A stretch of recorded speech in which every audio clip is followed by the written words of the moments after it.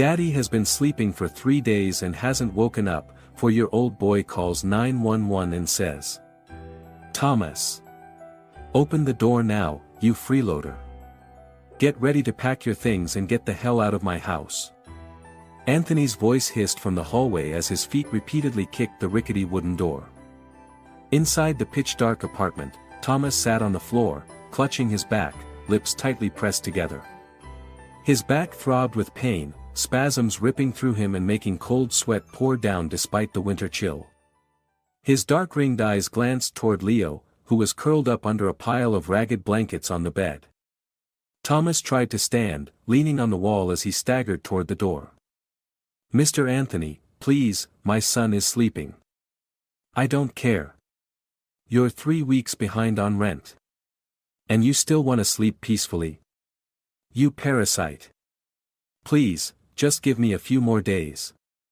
I'm waiting to hear back from a job application." "Waiting? Who would hire you? Someone like you should be begging on the street." Thomas clenched his fists, struggling to stay calm. "I'll figure it out. I just need 1 more week." Anthony slammed his palm against the door. "1 more week? Nothing's free. Hear me loud and clear, I'm cutting the electricity tomorrow morning. Let's see how you survive winter then. Please don't, my boy will freeze. You should sell your bed, your cabinet, pay me with that. Or sleep on the streets." Anthony's heavy footsteps echoed down the stairs, leaving behind an air thick with fear and humiliation. Thomas leaned back against the wall and slowly slid down to the floor, exhaling in pain. He didn't want Leo to wake up, didn't want his son to hear those cruel words. But children's ears are always sharper than adults expect. Leo slowly opened his eyes, sat up, and hugged his wooden toy car. "Daddy, was that man yelling at you again?" Thomas crawled to the bed and gently patted his son's head. "It's okay. He's just angry, that's all." "Does it hurt?" Leo touched his father's shoulder. "A little, but I'm okay. Be a good boy and go back to sleep. Can you sing to me?" Leo whispered, his eyes welling up. Thomas forced a smile. He wrapped his arms around his son and softly began singing the lullaby his own mother used to sing to Leo, "Sleep now, baby, sleep so sweet." His voice was hoarse, broken from pain, but he pushed through each verse, holding on to the fragile peace for his little boy on this freezing night. The next morning, just as Anthony had threatened, the power was cut. The room, already damp and grim, became terrifyingly cold. No heat, no lights, no electric stove. Everything was swallowed in a freezing, lifeless dark. Thomas staggered to the door, intending to run to the electrical box, but the stairs were locked. He knew Anthony had done it on purpose. Clutching his stomach, pain radiating from his back down his legs, Thomas could barely stand. He returned inside and searched for candles, only 2 small ones left. He lit one. Its weak flickering light mirrored their flickering chance of survival. Leo curled up in the blankets, teeth chattering. "Daddy, it's so cold." "I know, just a little longer, I'll fix something." Thomas took off his thin coat and laid it over Leo. Then he rummaged through everything he could find to burn, old newspapers, empty boxes, even tattered books. He grabbed a small aluminum pot, lit a fire inside it, and placed it in the center of the room, trying to generate some warmth. Smoke soon filled the room, making Leo cough violently. Thomas quickly cracked a window. The freezing wind rushed in, making him shiver uncontrollably. But he didn't dare close it, the smoke could suffocate Leo. That afternoon, Thomas knocked on neighboring doors, begging for help. No one answered. Only Mrs. Helen, a middle-aged woman upstairs, opened her door slightly, eyes suspicious. "Thomas? What is it? Please, can I have some hot water, for my son?" "Power's out already, huh?" she asked, unsurprised. Thomas nodded, one hand still clutching his back. She sighed. "Wait here." 5 minutes later, she came down with a thermos of hot water and 2 bags of dry bread. That's all I can spare. I'm struggling too. Thank you, you're so kind. Don't thank me. Pray that Anthony gets what he deserves. I'm not even sure he has a heart. That night, Thomas made some instant noodles using the hot water. Leo sat quietly, saying nothing. His eyes were dry, he had no more tears to cry. He chewed each bite slowly, like it took all his strength. Tomorrow. I'll take you to the park. There'll be sunlight. Thomas said, trying to sound cheerful. Leo looked up, will there be a candy truck? Thomas gave a faint smile. Yes. If you're good, maybe I can get one. Leo nodded. I like the strawberry flavor. Thomas looked at his son and felt his heart break, not because of poverty, but because of helplessness. He couldn't shield Leo from the cold, the hunger, or the cruelty of someone like Anthony. He thought to himself, if only I could die, maybe someone else would take care of Leo, but who would love him like I do? One day passed. Then another. Every morning, Thomas woke up weaker. He barely ate, giving all he had to Leo. His back pain worsened, breathing became difficult, and a low fever began to smolder. Leo stayed beside him the whole time. The little boy folded blankets, picked up trash, wiped the windowpane with his sleeve, innocent, but heartbreakingly determined. By the third night, Thomas couldn't get up anymore. His eyes shut tight, lips parched, breathing shallow. Leo shook him. Daddy. I finished drawing the candy truck. Look. Thomas didn't respond. Daddy. Leo shook him harder. Then burst into tears, screaming in the dark apartment, Daddy, don't sleep anymore. No answer. Leo stayed beside him all night, holding his cold hand, trembling as he whispered, I'm being good, please don't be mad at me. The next morning, Leo got up early. He looked at his father still unmoving. Then he remembered what his dad had taught him about making a phone call. Only call if it's an emergency, Leo. 911, remember, okay. He nervously stepped up to the landline, hand reaching for the buttons. He took a deep breath and dialed. 911. The darkness in the apartment thickened not just from the lack of electricity, but from the eerie silence that coated every corner. Apartment number 13 now felt like a frozen tomb, a place where even dreams froze solid. Leo sat beside his dad, still wearing his oversized sweater, gripping the wooden toy car Thomas had made.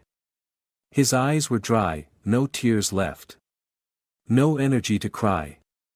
Just a blank stare locked on Thomas's face, hoping he'd breathe, blink, say his name, but nothing.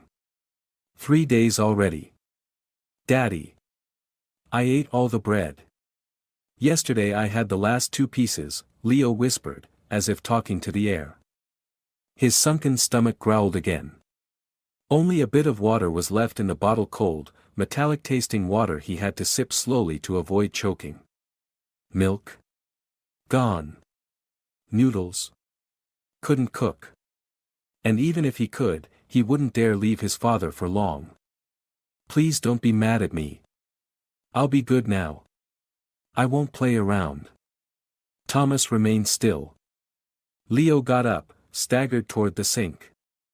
He grabbed a cracked plastic cup and tried to fill it with tap water. The water came out weak and slow.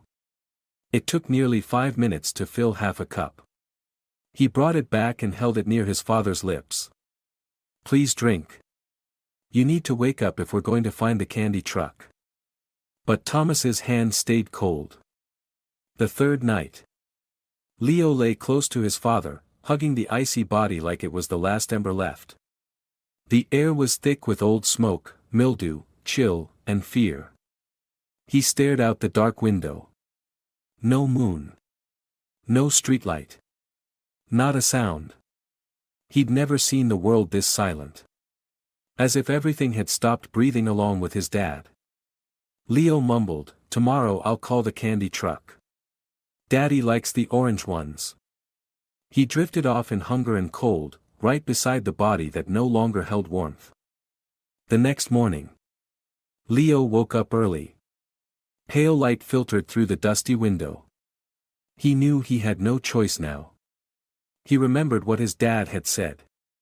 If something bad happens, call 911. Speak clearly. Say your name is Leo. Your dad is Thomas.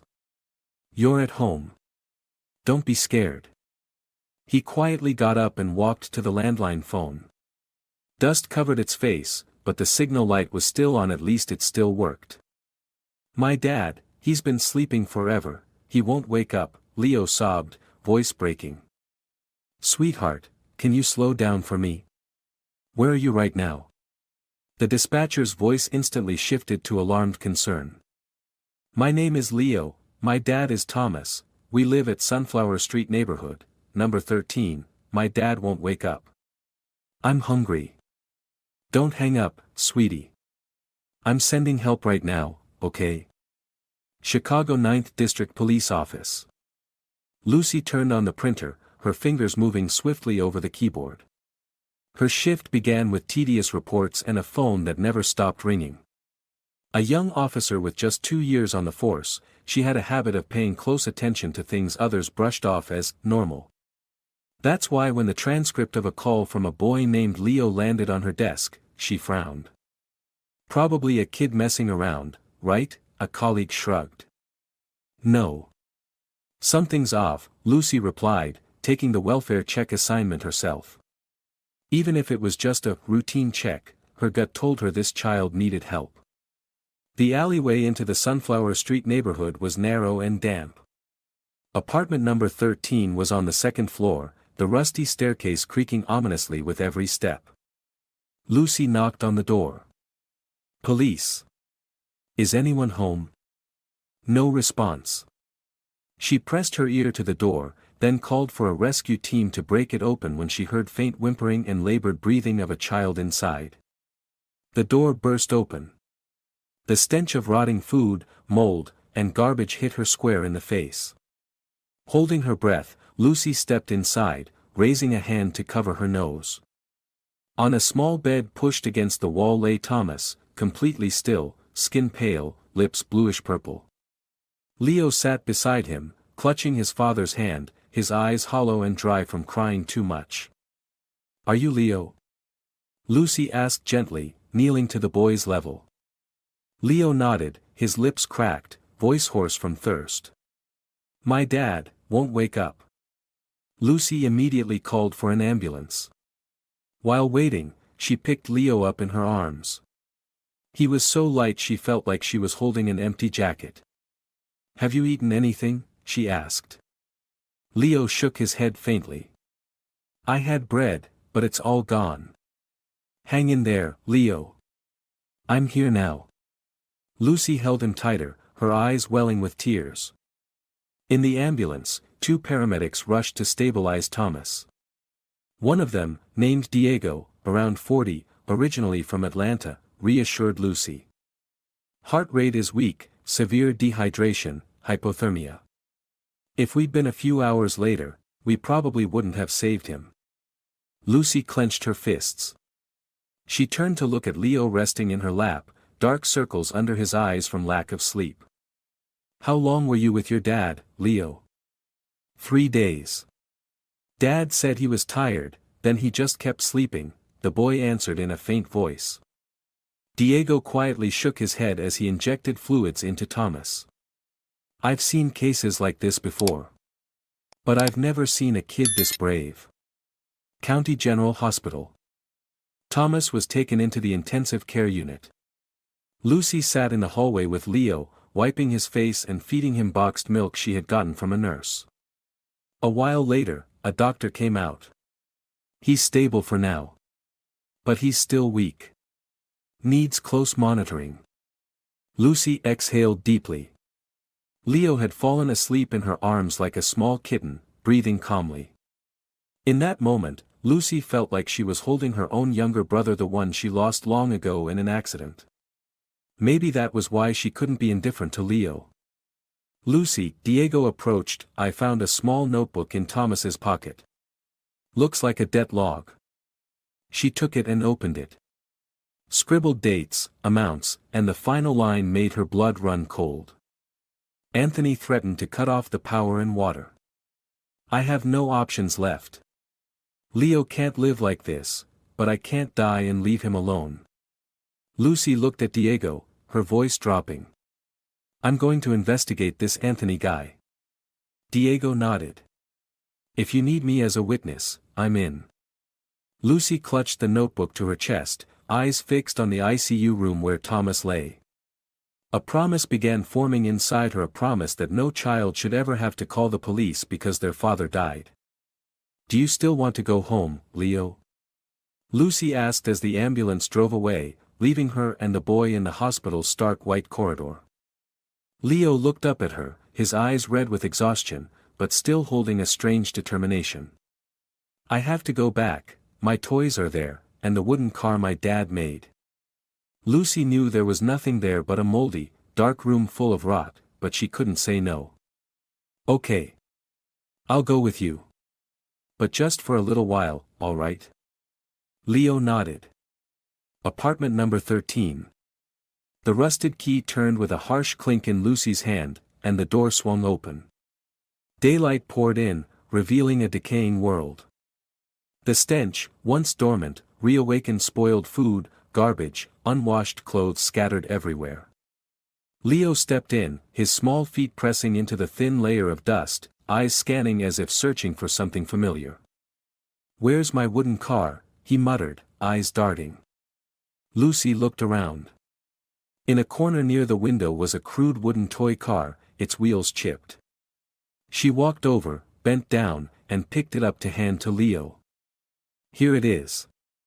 It's yours. Leo hugged the toy tightly to his chest like it was a treasure. Dad made it from a broken chair. He said I had to take good care of it. Lucy nodded. Your dad is a good father. Leo's eyes lit up, yeah. He always sang to me before bed. Even when it was really cold, he always held me. Lucy swallowed hard, trying to keep her voice from cracking. Leo, can you sit here and wait for me a bit?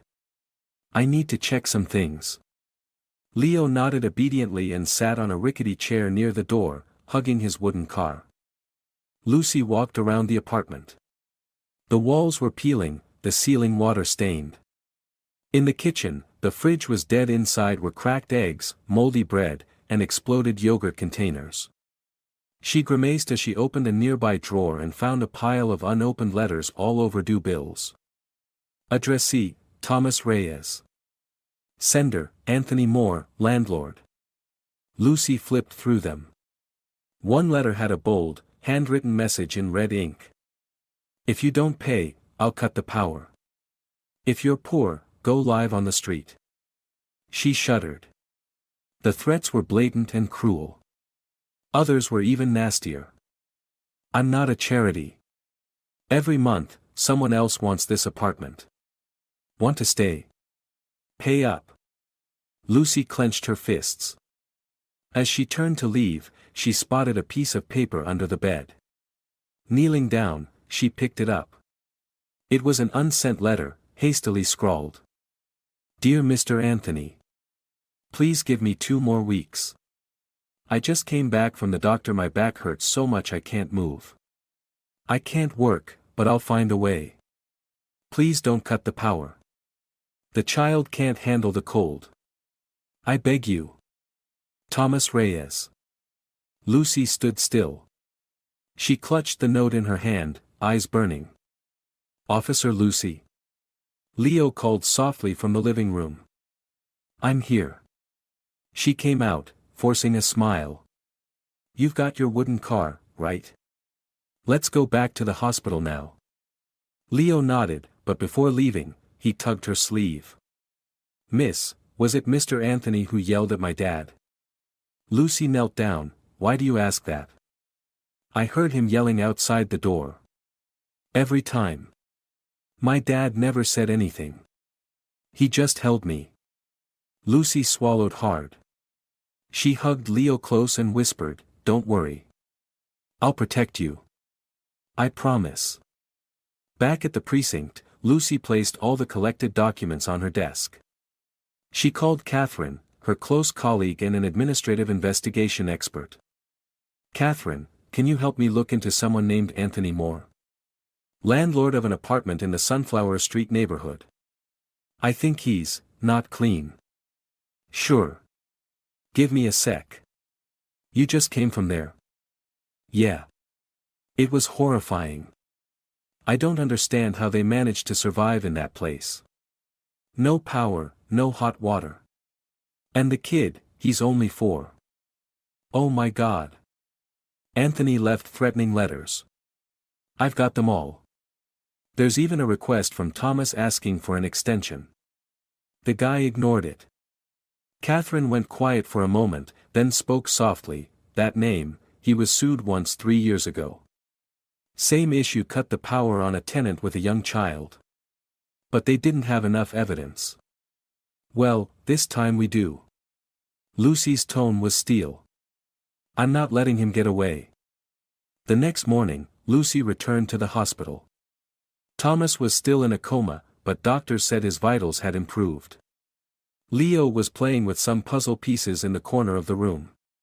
When he saw her, he ran up. "Miss Lucy. Did you bring porridge for me?" She laughed.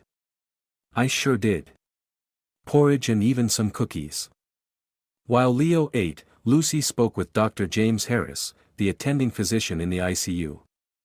"He's very lucky," James said. "Usually, with a core temperature that low, recovery chances are slim. But he's still fighting." "Maybe because he knows he can't leave his son behind," Lucy replied, her voice tinged with sadness. "You're the one who brought them in." "No. It was Leo." The boy called 911. James's eyes widened. "Seriously?" "Yeah. Bravest kid I've ever met." That afternoon, Lucy sat alone once more inside Thomas's apartment, taking notes on everything. While inspecting the circuit breaker area, she found that the main power had been shut off completely, not due to malfunction, but through intentional tampering. Beneath it was a taped note, "If you still don't pay, I'll come take the door off. A.M." Lucy took photos and logged every detail. Then she called Catherine. "Do we have enough to request a warrant and open a formal investigation?" "I'll help you file the paperwork. We've got threats, handwritten notes, and a statement from the child." Lucy gripped the phone tighter. "He won't get another chance." Later, Lucy sat in her small office at the police station. In front of her was a stack of documents, neatly clipped in chronological order: overdue notices, threat letters, pleas from Thomas. She reread every line, every word, imprinting the details into her memory. The door opened. Catherine walked in holding a thick envelope. "I printed everything on Anthony Moore. There's a few things you'll want to see." Lucy took it, pulled out a series of documents: property records, rental files, court history, and a utility company statement. "What do you see?" Catherine asked. Lucy flipped through the pages and paused at the utility statement. "He's listed as the primary account holder for the entire building. And here on the exact day Thomas collapsed, Anthony called and requested power shutoff for the second floor, Unit 13. Catherine nodded. "I already confirmed it. The power company said the call came from Anthony's number, requesting a temporary shutoff due to non-payment. But more importantly, there was no prior notice, clear violation of tenant protection laws for households with children." Lucy bit her lip. He knew Thomas had a son. And he still did it. Deliberately. No warning. That makes it easy to charge him. Lucy pulled the rental file closer. A flimsy, handwritten lease. Unnotarized. It included a note: monthly rent, $350. If payment is over 10 days late, power and water may be cut without notice. Catherine shook her head. "He thinks writing that makes it legal. But the law doesn't allow landlords to cut utilities arbitrarily, especially not with a child involved. Lucy stood up. I'm going to talk to Anthony. Anthony Moore's property management office was located at the far end of Michigan Avenue, among a row of upscale shops worlds apart from the slum where Thomas and Leo lived. The sign out front read, "Trust and Results." Lucy knocked and walked in. A man in his 50s, balding with gold-rimmed glasses, sat behind a desk. He looked up, small eyes glinting. "Who are you?" he asked without standing. "I'm Lieutenant Lucy Dawson from Chicago's 9th District Police Department. I'd like to speak with you about your former tenant Thomas Reyes." Anthony's face flickered but quickly composed. "Oh, the broke guy. What's this about? I already kicked him out." Lucy sat across from him and placed a stack of papers on the desk. "Actually, you didn't. He passed out from hypothermia inside your apartment, after you ordered the electricity cut during winter." Anthony shrugged. "Didn't pay, I cut. That's the law." "No," Lucy's voice sharpened, eyes piercing. "The law prohibits utility shutoffs when children live in the unit. And you knew there was a 4-year-old living there." Anthony smirked. "If he had a kid, maybe he should have owed me less." Lucy held back her anger. "I have a recording of your call to the power company. I have the threatening letters you sent. I have Thomas's plea that you ignored. Every one of them is admissible evidence." Anthony raised an eyebrow. "I didn't kill anyone. If he was weak, that's his problem. I was just doing my job as a landlord." Lucy slammed her hand on the desk. "You created the conditions that caused a father to collapse and left a child alone for 3 days in the dark. You think that's your job?" Anthony frowned. "You're insulting me." Lucy stood up and gathered the documents. "I haven't arrested you. Yet. But I'll be back. And next time, I'll have a warrant." That afternoon, Lucy returned to the hospital. Leo was drawing pictures. When he saw her, his eyes lit up. "Miss Lucy. You came again." "Yep. I brought you strawberry yogurt." She placed the container on the table and ruffled his hair. "Do you know when my dad will wake up?" Leo asked softly. Lucy sat beside him and held his hand. "The doctor said he's fighting hard. Hopefully soon." Leo nodded slowly, then whispered, "I don't want to sleep alone anymore." "I know," Lucy whispered back. "I'll stay here tonight." That night, she stayed awake in the break room next to the ICU, not just for work, but because Leo's eyes haunted her every time she closed hers. The next morning, her phone rang. It was Catherine. "Lucy, heads up. The media's caught wind. A reporter named Victor Sullivan is looking into the Thomas Reyes case. They reached out asking for files." Lucy paused. "Who leaked it?" "Could have been the hospital. Word spreading fast that a kid called 911 to save his dad." Lucy thought for a moment. "Give them the truth. But only the truth. No exaggeration, no distortion. Let the public know what's happening." Catherine hesitated. "You sure? Public pressure could push this further than you expect." Lucy smiled faintly. "I hope it does. Far enough that no other kid like Leo has to survive 3 days in darkness just because they couldn't pay the electric bill." That afternoon in the hospital cafeteria, Lucy was eating when her phone rang. An unfamiliar number. "Hello. Lieutenant Lucy. This is Victor Sullivan, independent journalist. I'm writing a piece on Leo and his father. I'd like to interview you."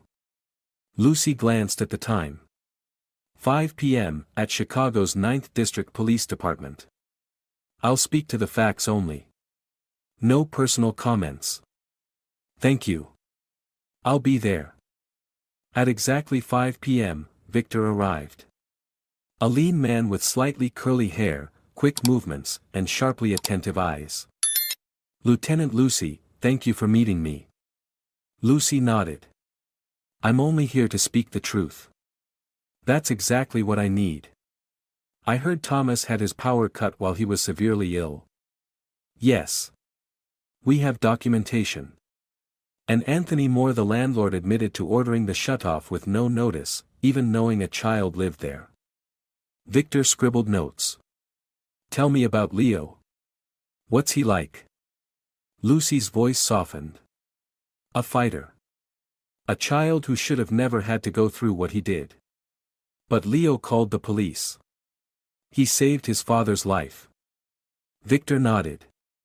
This story, it needs to be heard. Lucy stood. Then tell it honestly. Don't turn pain into clicks. Let the truth speak. That night, Victor Sullivan's article appeared on the front page of the news site. 3 Days in Darkness, the story of Leo and his father. A 4-year-old boy called 911 after his father collapsed from cold and hunger. Landlord Anthony Moore cut the power in midwinter despite knowing a child was inside. Lieutenant Lucy Dawson uncovered the chilling truth. It's time to reconsider how we treat society's most vulnerable. The piece went viral. Thousands of angry comments. Anthony's name flooded social media with a wave of outrage. Lucy read every line, every word. And she knew this was just the beginning. Do you miss your mom, Leo? Lucy asked softly, as she and the boy sat on a park bench near the hospital. The afternoon sun filtered through the leaves, casting golden flecks onto Leo's tousled brown hair. Leo nodded, hugging his old wooden toy car tightly. My mom was really nice. She used to tell me stories about the hungry caterpillar. Then she'd draw a fat green one. She said she'd always be with me. Lucy looked at the little boy, her heart aching. When did your mom pass away? When I was 3. I remember that day Dad held me for a really long time. Then Mom laid in bed and didn't wake up. He paused for a moment, then continued, Dad didn't cry in front of me. But that night, I heard him crying in the kitchen. Very softly. Lucy gently ran her hand across Leo's back, trying to keep her voice steady. Your dad loved your mom very much. Yeah. He never let anyone touch her picture. A day later, Lucy returned to Thomas's old apartment, this time with Catherine. They wore protective gear and masks, ready to thoroughly gather materials to complete the case file. This place, feels like time forgot it, Catherine whispered as she stepped over the threshold. Lucy nodded. It's not a home. It's a hole where people try to survive. She opened the refrigerator, still the same horrifying sight from before. She dragged a broken plastic chair over, set Leo's old backpack on the table, and began rummaging through it. Inside were a few sets of small clothes, a pair of socks with worn-out heels, some old picture books, and a folded photo, Thomas, his wife, a gentle-looking woman with curly brown hair, and a baby Leo in her arms. Lucy placed the photo in front of Catherine. This family once had happiness, she said, her voice breaking. Catherine sighed. Until they fell into the hands of someone like Anthony. Lucy stood and moved toward a broken-legged desk in the corner. On it was a small wooden box, rusty, with a broken latch. She opened it. Inside was a bundle of hospital bills, prescriptions, and letters from job applications. Thomas applied to over 10 places, Lucy skimmed through. Most rejections say, does not meet physical requirements. Catherine picked one up. Severe back injury. Can't lift, can't stand for long. Basically useless for manual labor. Lucy looked up at the ceiling. He used to be a construction worker. Lost his job after a site accident 3 years ago. His wife passed a year later from cancer. He raised Leo alone. Catherine frowned. And no support. He applied for assistance, but was denied due to lack of official proof. The job site had no formal contract. Verbal agreement. Catherine muttered. Hell on earth. Lucy clenched her fist. Anthony knew all of this. And still kept pressing him. The next morning, Lucy visited St. Michael's Church, the place that had distributed aid and food to struggling families. The priest there, Father Isaac, had once helped Thomas. "Do you remember Thomas Reyes?" Lucy asked as they sat in the modest guest room. Father Isaac nodded, eyes filled with sadness.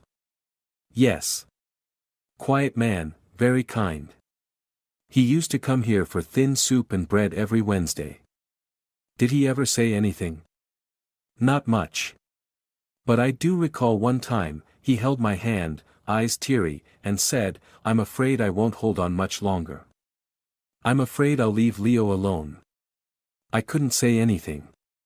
I just prayed." Lucy lowered her head. "Did he mention Anthony more?" "Yes. He said Anthony came to his place and threatened him. One time, I saw Thomas with a black eye. He said he slipped, but I didn't believe him." Lucy gently gripped her bag strap. "Would you be willing to confirm this for the investigation?" "Absolutely. If it helps give Leo a better future, I'm ready." At the hospital, Thomas still hadn't regained consciousness. Leo had drawn more pictures. One of them caught Lucy's attention: a small house, sunshine, trees, the wooden car, and a man holding a child by a window. "Is this your new house?" Lucy asked. Leo nodded. "I dreamed it. In the dream, Dad is healthy again. And you're there too." Lucy said nothing. She folded the drawing carefully and slipped it into her coat pocket. The next day, Lucy went to see Mrs. Elizabeth, a 70-year-old woman who lived across from Thomas's apartment and had witnessed Anthony pounding on the door. "Mrs. Elizabeth, I'm a police officer. I need your account of what you've seen outside Thomas Reyes's apartment." The old woman looked at her through thick glasses. "You're the one taking care of little Leo, right? I've seen you." "Yes. I'm hoping you can help." Mrs. Elizabeth nodded. "Anthony is a brute. He once shouted in the hallway, 'If you don't open the damn door, I'll bust your head in.' I was inside. Didn't dare peek out." Lucy jotted that down. "Did you hear anything the night Thomas collapsed?" "Yes.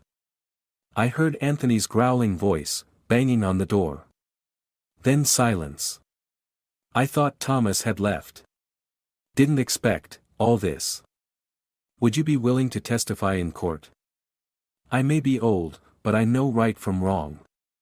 That man has to pay." Lucy gently squeezed her hand. "Thank you. For Leo." That night, in the hospital room, Lucy sat quietly beside Thomas's bed. Days had passed, and he still lay motionless, frail and wrapped tightly in blankets. "You don't get to leave Leo behind," she whispered, almost like a prayer. "You don't get to let such a brave little boy grow up alone." Leo had fallen asleep in the corner, clutching his wooden car, murmuring in his sleep, "Daddy, wake up." Lucy rose and stepped out. She called Catherine. "We've got enough. Testimonies from the priest and the neighbor. Medical files, job rejections. All of it shows Thomas was cornered. What do you want to do next?" Catherine asked. "Request an arrest warrant for Anthony Moore. For threats, endangering life, and exploiting the vulnerable. Read this." Catherine flipped through the files: Anthony's threat letters, Thomas's pleas, statements from Father Isaac and Mrs. Elizabeth, evidence of the power shutoff, hallway security footage showing Anthony banging on the door, the 911 call transcript, Leo's medical report. "It's all here," Lucy said. "We can press charges." Catherine nodded. "All right. I'll handle the paperwork. I'll coordinate with the DA. He's not walking away from this." Lucy leaned back in her chair, eyes to the ceiling. "I just keep thinking, how many people like Thomas are still being crushed by men like Anthony and no one ever knows." Catherine replied, "But this time, because of Leo, we know." Lucy looked out the hospital window. The yellow light spilled into the long hallway where silent souls fought poverty, injustice, and sometimes, the world's indifference. Night fell, and Lucy quietly returned to the hospital. She entered the room. Leo was asleep with his head on Thomas's arm, his tiny hand still gripping his father's. A new drawing lay on the table, a brightly lit house, father and son hugging, the sun shining through the window. Lucy leaned down and kissed the boy's forehead. "Sleep well, little angel. Tomorrow will be better." She stepped outside, not noticing that behind her, Thomas's hand twitched ever so slightly, the first sign that life was returning. That day, Chicago's 9th District Police Station was swarming with people. Media, reporters, concerned citizens all gathered outside. Anthony Moore's name was no longer just a person, it had become a symbol of cruelty, indifference, and greed in the heart of the city. Lucy stood in the surveillance room, eyes fixed on a monitor replaying footage from the hallway camera at apartment 13. She had watched this clip dozens of times, but every viewing still made her chest tighten. December 14, 8:43 p.m. Footage: Anthony wearing a black coat, holding papers, standing outside Thomas's door. He slammed the door repeatedly, yelling, "You still alive in there? Get out here and pay me." An hour passed. No one answered the door. The next day, the power was cut. 3 days later, Thomas collapsed. Lucy paused the video and turned to Catherine. "We can reconstruct the entire sequence. It's clear." Catherine nodded, her tone sharp. "The DA has approved the summons. We'll bring Anthony in for questioning tomorrow morning." Lucy exhaled and nodded quietly. The next morning, Anthony was brought into the interrogation room. He wore a crisp white shirt and a tight tie, but his face was pale, damp with sweat. Lucy and Catherine sat across from him, a thick file laid on the table. Lucy began, "Mr. Anthony Moore, do you know why you're here?" "Because of all that media drama," he scoffed, trying to stay composed. "I already told you I followed the law. If someone doesn't pay, they get the power cut. That's it." Lucy placed a copy of the electricity contract on the table. "You instructed the power company to shut off electricity without prior notice, a violation of Section 36 of the Tenants' Rights Act. And more than that, you were fully aware that there was a child living in that apartment." "I didn't know exactly which days the kid was there," Anthony snapped. "Then what's this?" Catherine held up a photo of the rental document handwritten by Anthony himself. "Tenant, Thomas Reyes. Number of residents, 2, father and young child." Lucy continued, "And we have footage from the hallway camera showing you banging on his door, shouting threats. Thomas collapsed that same night. We have medical evidence confirming he suffered from hypothermia due to the power being cut." Anthony snarled, "That's because he was weak. Why are you blaming me? He could have worked. People like him, freeloaders, have to pay the price." Lucy gripped the arm of her chair tightly. "He was a construction worker.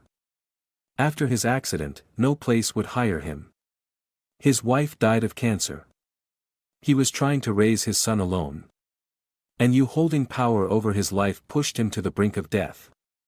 Anthony fell silent. Lucy leaned closer. "Do you know that Leo Thomas's son sat beside his unconscious father for 3 days in the dark? Ate crumbs, drank cold tap water. That 4-year-old boy called 911 to save his dad while you sat in your office collecting rent?" Anthony lowered his head. Sweat trickled down his collar. Lucy stood up. "We're charging you with threatening behavior, violating basic human rights, unlawful utility shutoff, and reckless endangerment." Outside the hospital, hundreds of people gathered for a candlelight vigil for Thomas and Leo. They carried flowers, toys, and handwritten signs. "Justice for Leo. No more children should suffer like this." Anthony Moore, the face of heartless greed. Among the crowd were former victims of Anthony. An elderly woman with silver hair, Margaret, held up an old eviction notice she once received. I almost lost my home because of him. I didn't speak out. Now I regret it. A young man named Robert, a former tenant from Sunflower Street neighborhood, spoke into a megaphone. Thomas was just a poor father. This man killed him with cruelty. He didn't use a knife, but he still killed. Inside the hospital room, Leo remained at his father's bedside, never letting go of his hand. That day, Melissa brought him a new set of crayons, a few books, and a red wool scarf. "Would you like some porridge?" she asked. Leo shook his head. "I'm not hungry. I'm just waiting for Dad." Lucy entered. She sat beside Leo and handed him a photo, the drawing he made the day before, now framed. "I had it printed to hang on the hospital wall. Because everyone needs to see hope." Leo gave a small smile, but his eyes stayed sad. "Miss Lucy, what if my dad doesn't wake up?" Lucy's throat tightened. "Then, you won't be alone. I'll be here. Everyone will. But I believe your dad will wake up. Because he knows you're waiting." Leo nodded gently. That night, Lucy received an urgent call from Catherine. The city just issued an emergency regulation. All landlords are prohibited from shutting off utilities without official notice, especially if a child is in the home. Anthony is in custody awaiting trial. Lucy exhaled. Justice is starting to arrive. 1 week later. Anthony Moore's preliminary hearing was open to the press. Images showed Anthony sitting in silence, none of his usual arrogance. Outside, crowds held up photos of Leo and Thomas. Their unified voices chanted, "Justice for Leo. End the injustice." Live coverage broadcast the trial across the nation. As the prosecutor read out the charges, millions of Americans watched. Anthony's threats, the letters, the video footage all made public. His defense lawyer tried to reduce the charges, claiming Anthony didn't intend harm, but public opinion was clear. The man sitting in that courtroom wasn't just facing the law, he was facing the scorn of an entire country. In a special television segment after the hearing, journalist Victor Sullivan, the first to bring Leo's story to light, said, "We live in a modern city, but people like Thomas and Leo are still being forgotten. This near-death experience wasn't just a personal tragedy, it's a wake-up call for a system that's lost its humanity. Let this be the start of real change starting today." Back at the hospital, Leo had fallen asleep on Lucy's shoulder. She gently picked him up and laid him on the extra bed. Suddenly, there was a faint sound. Lucy turned around. Thomas moved his finger. She rushed to his side, eyes misting. "Thomas? Can you hear me?" His eyelashes fluttered. His eyes opened slightly, unfocused but alive. "Leo," he whispered hoarsely. Lucy broke into tears. "He's okay. You're awake, Thomas." On the side bed, Leo's eyes shot open. He bolted toward the bed and threw his arms around his father. "Daddy. It's me. I'm right here." Thomas lifted his hand and weakly placed it on Leo's back. "You called for help?" Leo nodded over and over, tears streaming onto Thomas's hospital gown. "I wouldn't let you sleep forever. I've been good." Thomas cried. Lucy turned away, trying to hide the tears spilling down her cheeks. At that moment, sunlight broke through the window for the first time in days, warm, gentle, like a promise. "Daddy, please look at me." Leo held Thomas's hand tight, tears running down his small face. Thomas opened his eyes fully, blinking, and the corners of his mouth curved into a faint smile. "Leo, my son." Lucy stood by, lips trembling. "You're back, Thomas. You made it through." Thomas turned his head, his gaze scanning the pristine hospital room. He saw the 4-drip, the heart monitor, and sunlight casting warm light across the floor. "Where am I?" "The hospital," Lucy answered softly. "You were unconscious for 3 days." Leo called 911 to save you. Thomas's eyes widened as he looked at his son. You, really did that? Leo nodded, sobbing. I was scared, but I remembered what you taught me. I called the police. Thomas wept. He pulled his son into a trembling embrace and kissed his messy hair. You're amazing, my amazing boy. Lucy turned away again, trying to hold back her overflowing tears. 3 days later. Thomas could sit up and eat porridge. Every day, Lucy came to visit bringing picture books, clean clothes, and her warm smile. One afternoon, as sunlight spilled through the window and painted golden lines across the hospital floor, Lucy entered holding a large bag. Got something for the two of you, she said with a grin. Leo beamed. What is it, miss? New coats, milk, cookies, and this, a letter. Thomas took the letter and raised his eyebrows when he saw the logo of New Hope Foundation on the envelope. Who sent this? Lucy sat beside him. A non-profit organization. They read Leo's story in the paper. And they want to help. Thomas swallowed. Help how? Lucy smiled warmly. They're offering you and Leo a rent-free apartment for 6 months, food and basic supplies assistance. And, they've arranged a light-duty job for you, no heavy lifting required. Thomas was stunned. Is that real?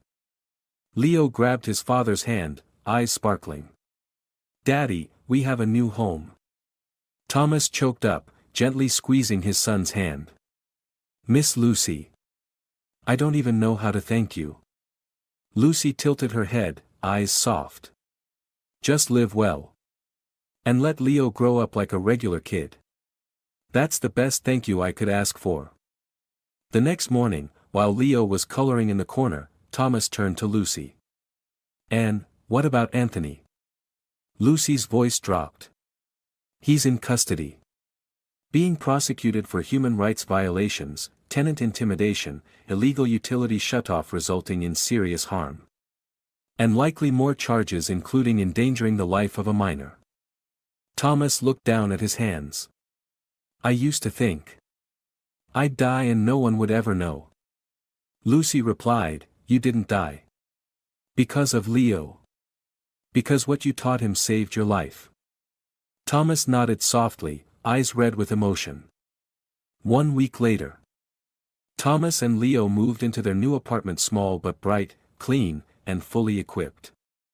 The kitchen had a working electric stove, the living room glowed with warm yellow lights, and the bedroom had fresh, soft bedding that smelled new. Leo ran around the apartment, still hugging his old wooden car. Dad! The bed here is so soft. Thomas stood in the middle of the room, as if he couldn't believe it was real.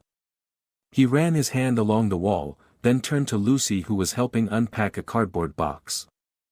Do you know how many years it's been since I saw Leo run around without socks full of holes? Lucy laughed. From now on, he'll have a whole drawer of new socks. And candy trucks too. Leo raised his hand. I want strawberry flavor.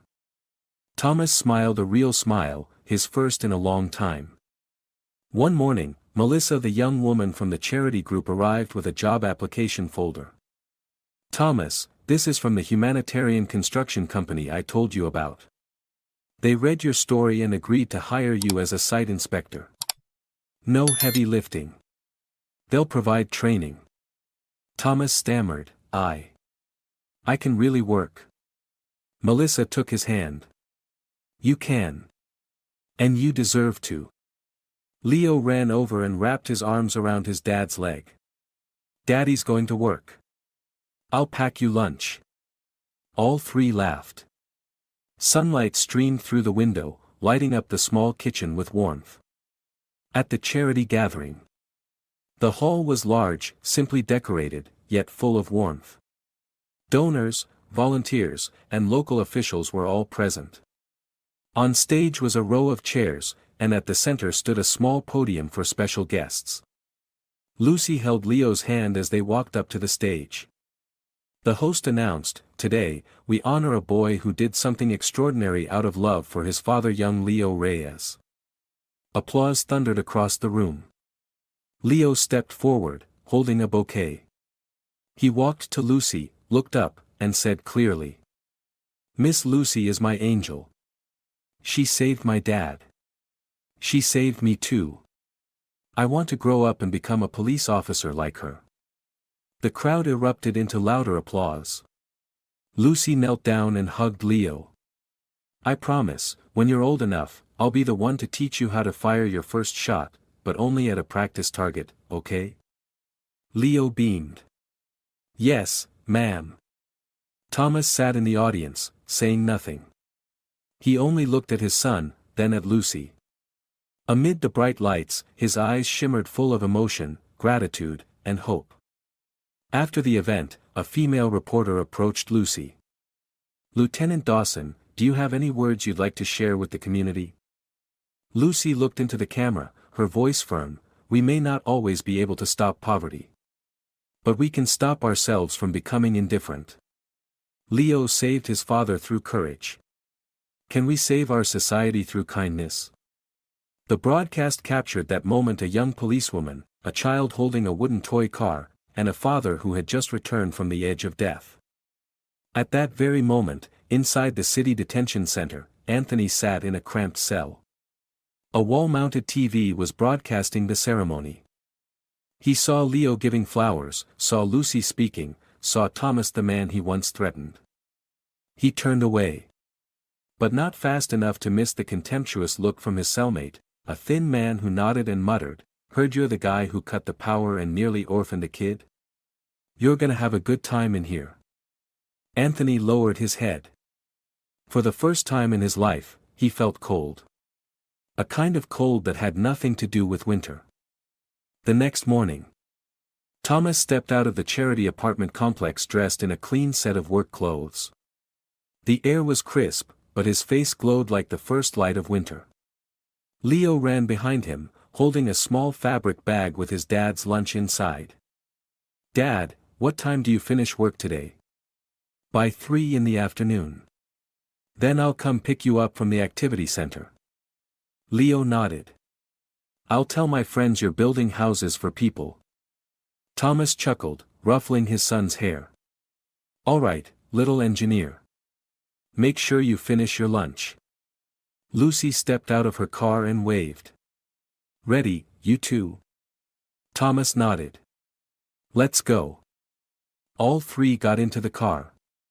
Today was Thomas's first day at his new job, a community construction company where no one asked about his back injury.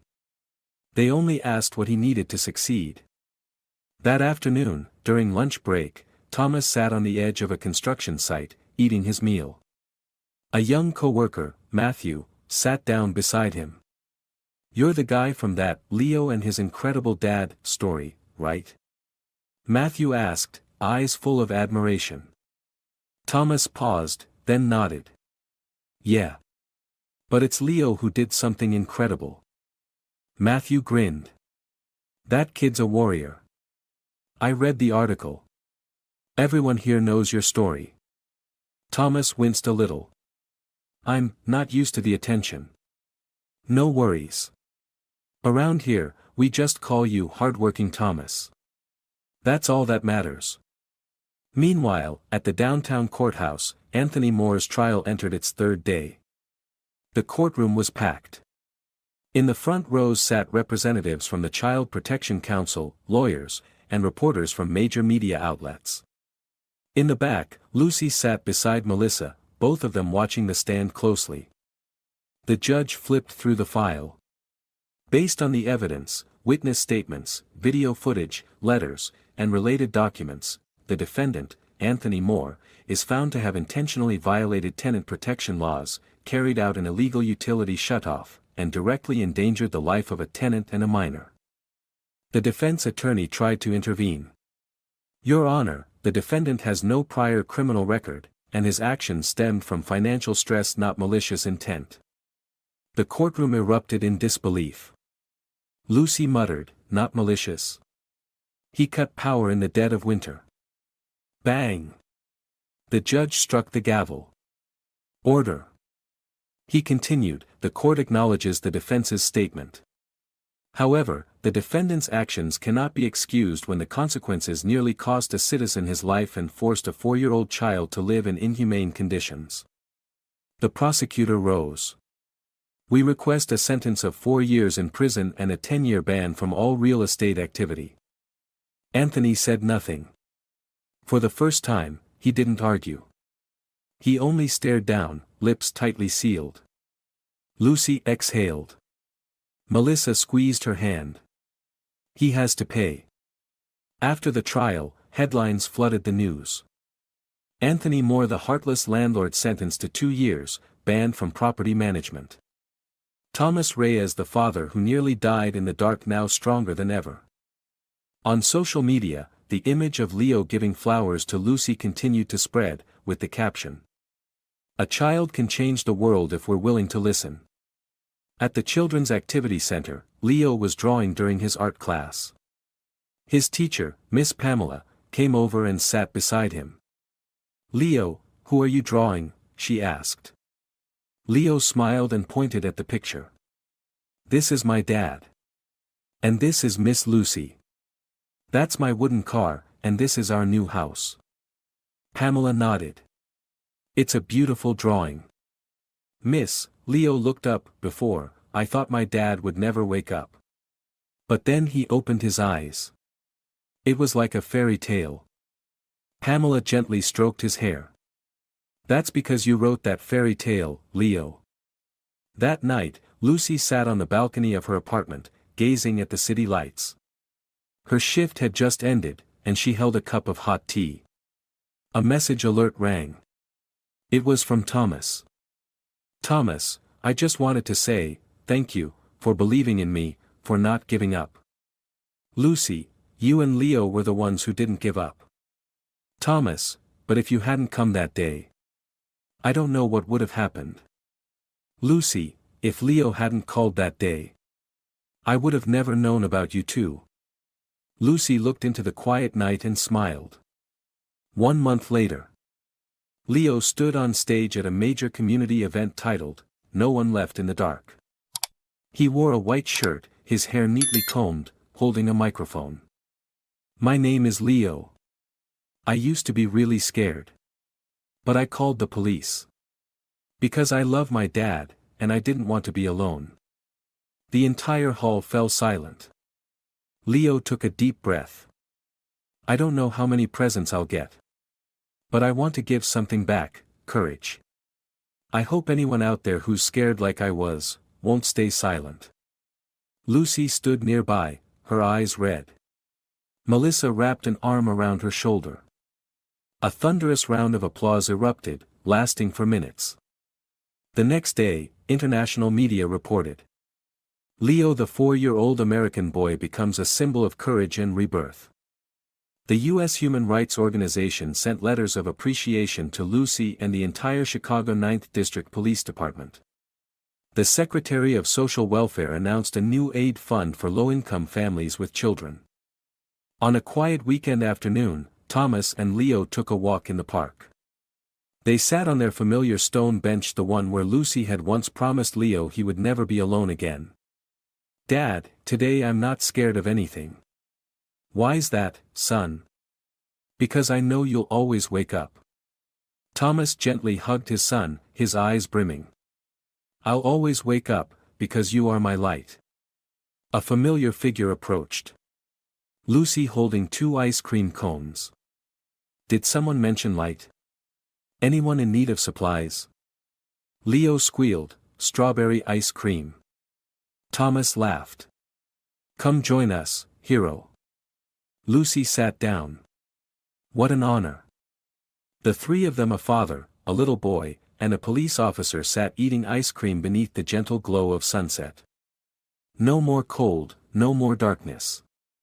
Only laughter, light, and a brand new beginning. The story stands as a powerful reminder that courage knows no age, and kindness can save a life. Leo, a 4-year-old boy, through love and bravery, saved his father from dying in silence. Thomas, though poor, lived with responsibility and deep devotion. In contrast, Anthony's heartlessness and cruelty were rightfully punished. The lesson is clear: a society is only truly humane when the vulnerable are protected, and justice must never arrive too late. If you enjoyed this story, we invite you to give it a like and subscribe to our channel. Your support motivates us to keep bringing heartwarming stories almost every day. We are very grateful for your support. See you soon.